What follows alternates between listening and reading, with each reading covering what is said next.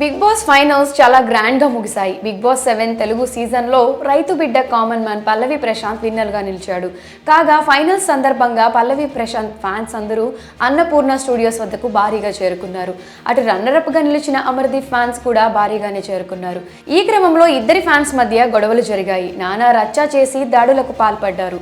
ఈ దాడుల్లో పలువురు గాయపడగా ప్రభుత్వ ఆస్తులు కూడా ధ్వంసమయ్యాయి.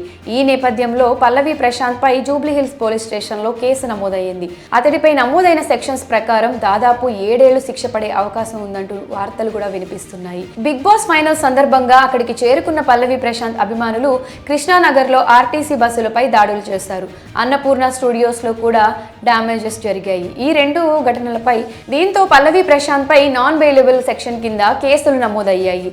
అందులో ఒకటి 427 ప్రైవేట్ ప్రాపర్టీ డ్యామేజ్ కి సంబంధించింది కాగా రెండోది పబ్లిక్ ప్రాపర్టీ డ్యామేజ్ కి సంబంధించినది. ప్రశాంత్ పై 427 కేసు పెట్టడానికి కారణం ఫ్యాన్స్ ను తీసుకురావద్దని చెప్పిన తర్వాత కూడా తీసుకువచ్చాడని అతడిపై కేసు నమోదైందని పోలీస్ వర్గాలు చెప్తున్నాయి. కృష్ణానగర్లో ఆర్టీసీ బస్సులపై దాడిలో గుర్తు తెలియని వ్యక్తులు ఉన్నప్పటికీ వీళ్లంతా ప్రశాంత్ కోసమే వచ్చి వెళ్తున్న క్రమంలో దాడులకు పాల్పడినట్టు పోలీసులకు సమాచారం అందింది. అయితే 427 కేసులో 2 అంశాలకు చెందిన డ్యామేజీలు కనిపిస్తున్నాయి. ఒకటి రాష్ట్ర ప్రభుత్వానికి సంబంధించింది కాగా రెండోది కేంద్ర ప్రభుత్వానికి సంబంధించిందిగా చెప్తున్నారు. కాగా స్టేట్ గవర్నమెంట్ ప్రాపర్టీ డ్యామేజ్ కేసులో పల్లవి ప్రశాంత్ కు 3 ఏళ్లు శిక్ష పడే అవకాశం ఉంది అని అంటున్నారు. అదే సెంట్రల్ గవర్నమెంట్ ప్రాపర్టీ ధ్వంసం కేసుల్లో రైల్వే సెక్షన్ల ప్రకారం 7 సంవత్సరాలు జైలు శిక్ష పడే అవకాశం ఉంది అని కూడా అంటున్నారు. ఈ క్రమంలో పల్లవి ప్రశాంత్ కు 41 సిఆర్పిసి సెక్షన్ ప్రకారం నోటీసులు పంపిస్తామని ఒక వర్గం చెప్తుంది.